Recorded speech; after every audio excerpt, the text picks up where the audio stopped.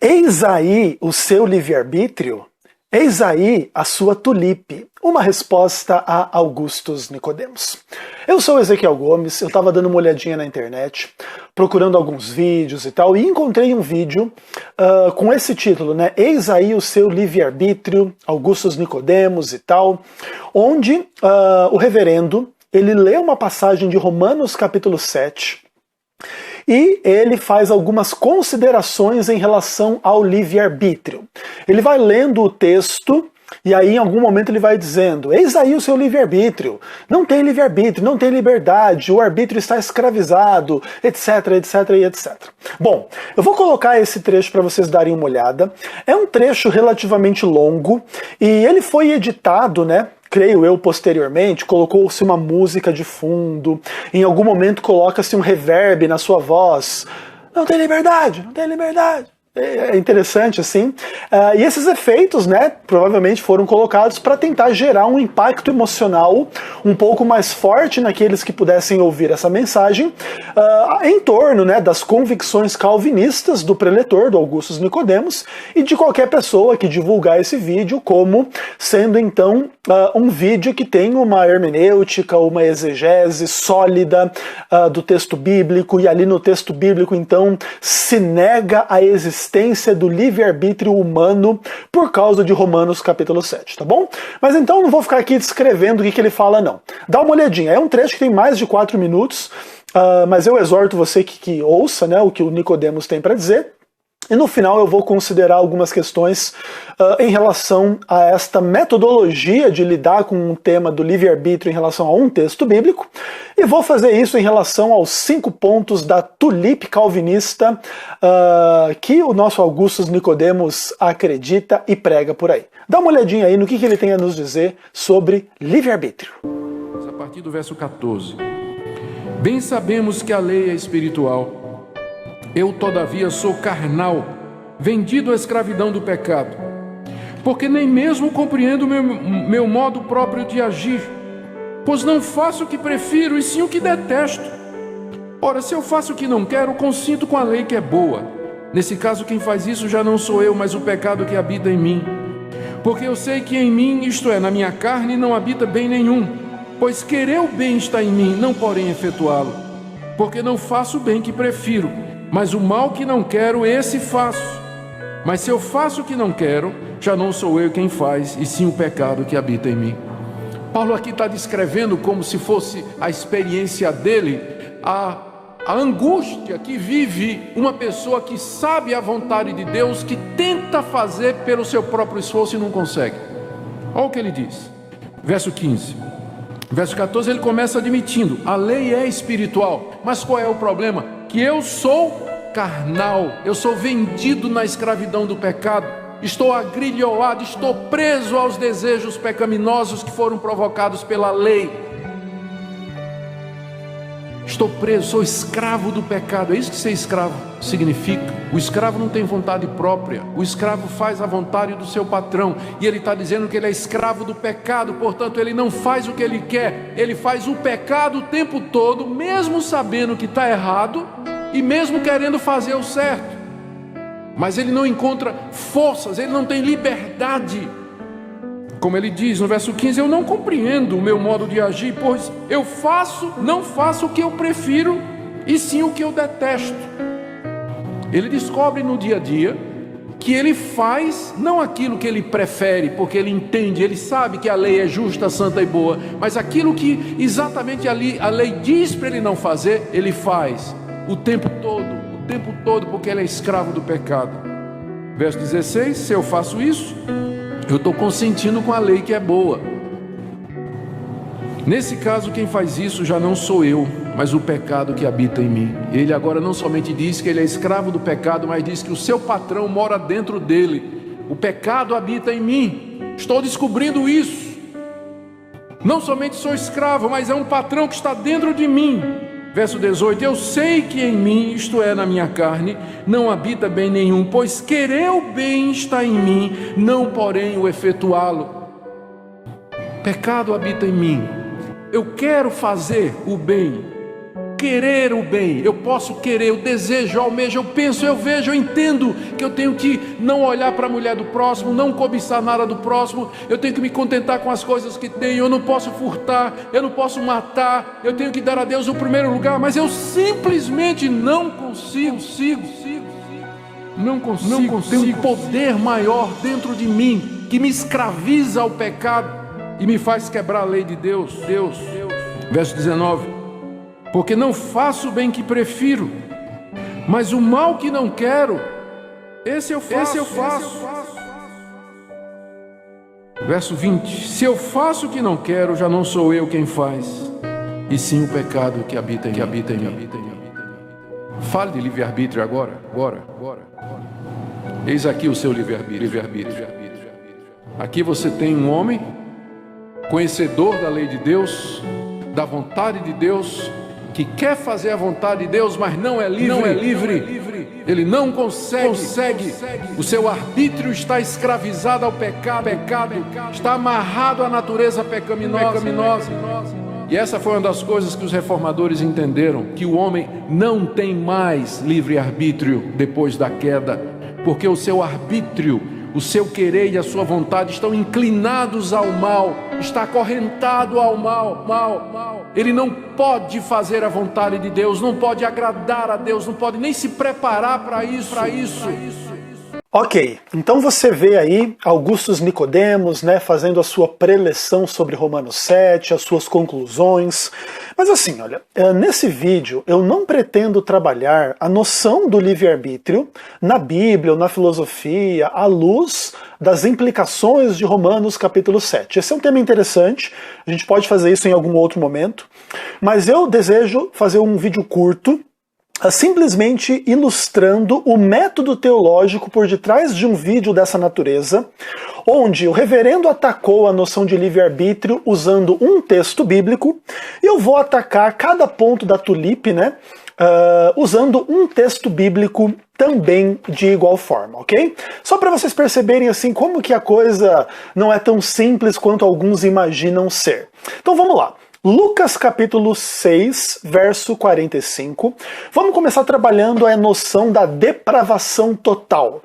Então a doutrina da depravação total diz que o homem é totalmente depravado, seus pensamentos, suas intenções, suas palavras, suas ações são más.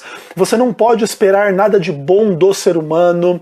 O ser humano está totalmente corrompido, mesmo que ele não seja o pior que ele pode ser, ele é mau, ele é corrompido, ele não é bom, ele não tem bondade em si, no seu coração, nas suas palavras, na sua mente e etc, ok?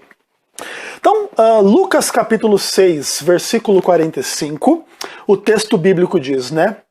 O homem bom, do bom tesouro do coração, tira o bem, e o homem mau, do mau tesouro, tira o mal, porque a boca fala do que o coração está cheio.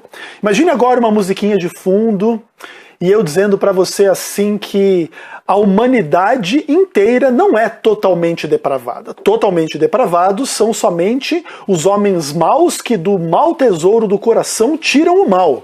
Mas existe o homem bom, o bom tesouro do coração, tira o bem, o bem. Veja, eis aí a sua depravação total. O homem não tem depravação total, o homem tem o bem no seu coração. Do seu coração ele tira o bem. E aí, resolveu o problema?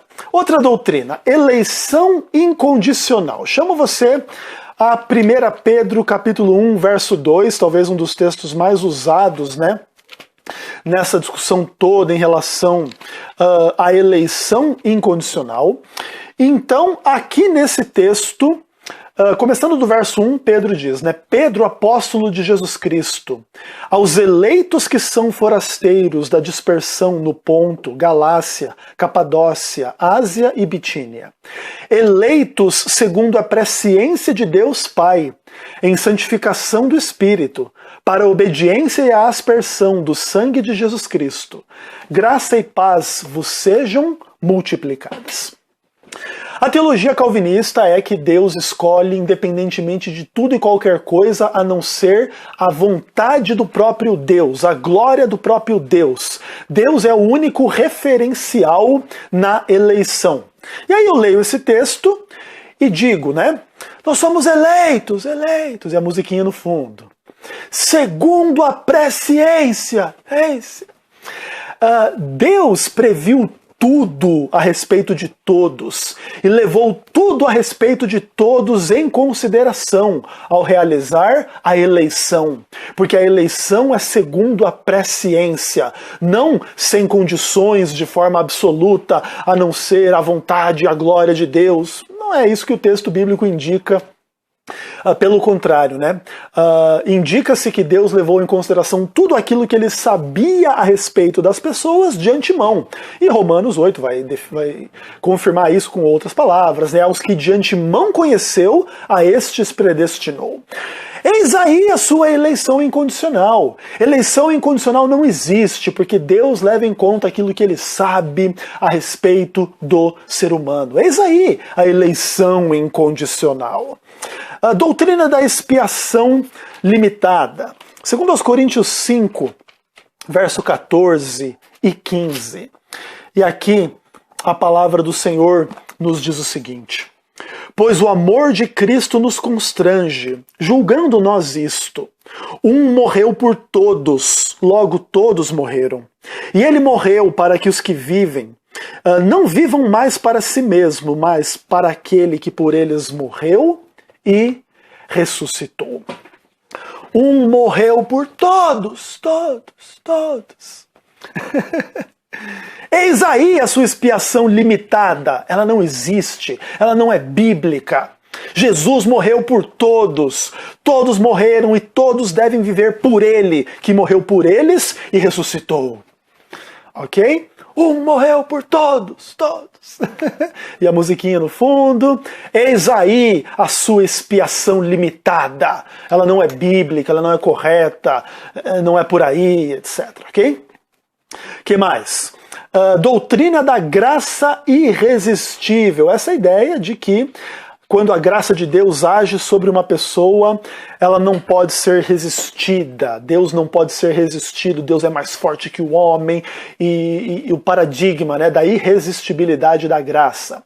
Então vamos dar uma olhadinha aqui. Hebreus capítulo 12, versos 14, 15 e o verso 28. E aqui a palavra de Deus diz o seguinte: segui a paz com todos e a santificação, sem a qual ninguém verá o Senhor. Atentando diligentemente para que ninguém seja faltoso, separando-se da graça de Deus, nem que haja alguma raiz de amargura que brotando vos perturbe, e por meio dela muitos sejam contaminados. Verso 28. Por isso, recebendo nós um reino inabalável, retenhamos a graça pela qual servamos a Deus de modo agradável, com reverência e santo temor. Que ninguém se separe da graça de Deus. E aí poderia fazer a mesma dinâmica lá do Augustus Nicodemos, né? Não se separe, não se separe. Ou seja, isso implica que você pode se separar, concorda? Retenhamos a graça, retenhamos. É uma linguagem profundamente sinergista. Você deve não se separar desta graça, você deve reter essa graça, com as implicações que você pode e as pessoas podem sim se separar ou não reter, de maneira que a exortação possa fazer sentido. E aí eu posso dizer: eis aí a sua graça irresistível. Ela não existe, ela não é bíblica. Doutrina da perseverança dos santos. O mesmo livro de Hebreus, capítulo 6, versos 4 a 6, a Bíblia diz: é impossível que aqueles que uma vez foram iluminados e provaram o dom celestial, e se tornaram participantes do Espírito Santo, e provaram a boa palavra de Deus e os poderes do mundo vindouro, e caíram. Sim, é impossível outra vez renová-los para arrependimento, visto que de novo estão crucificando para si mesmos o Filho de Deus e o expondo à ignomínia. Foram iluminados, participaram do dom celestial. participaram do Espírito Santo, provaram a boa palavra, provaram os poderes do mundo vindouro, mas caíram. Impossível renovar para o arrependimento. Eis aí a sua perseverança dos santos. Ela não existe, ela não é correta, ela não é bíblica. Agora, se eu fizesse um vídeo assim, o que um calvinista diria? Né? Como é que o calvinista falaria a respeito do meu vídeo? Bom, ele iria dizer que eu estou fazendo interpretações superficiais, alheias a considerações mais atentas e mais amplas desses textos, ou também de outros textos da palavra de Deus que eu não estou levando em consideração na minha discussão da depravação total, da eleição incondicional, da expiação limitada, da graça irresistível e da perseverança dos santos. Ele iria dizer, provavelmente, que eu não estou levando em consideração muitas questões linguísticas, contextuais, temáticas, né, ou sistemáticas, dos estudos dos textos bíblicos e dos temas bíblicos.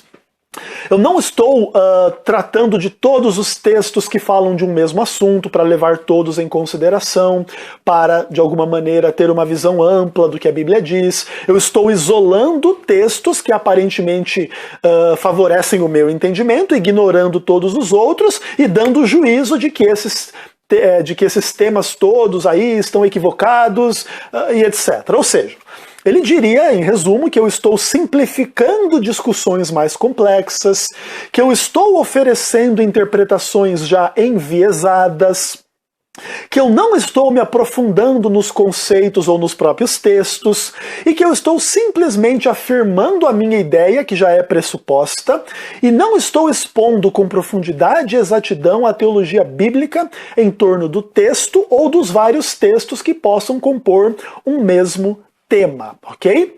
Bingo! É exatamente isso que eu penso sobre o vídeo do Augustus Nicodemos. Que ele está fazendo uma interpretação superficial, que ele não está fazendo considerações mais atentas e amplas, nem sobre o texto de Romanos, nem sobre outros textos que talvez ele poderia tratar para falar do livre-arbítrio. Está deixando de lado fazer discussões linguísticas, contextuais, temáticas, sistemáticas, do estudo bíblico, dos estudos desses temas. Não está tratando todos os temas a respeito do assunto. Está simplificando uma discussão complexa. Está oferecendo uma interpretação enviesada. Não está se aprofundando nos conceitos e nos textos. Simplesmente está afirmando a sua ideia já pressuposta, sem expor com profundidade e exatidão esse tema na palavra de Deus. É exatamente isso que eu penso desta abordagem neste vídeo de Augustus Nicodemos.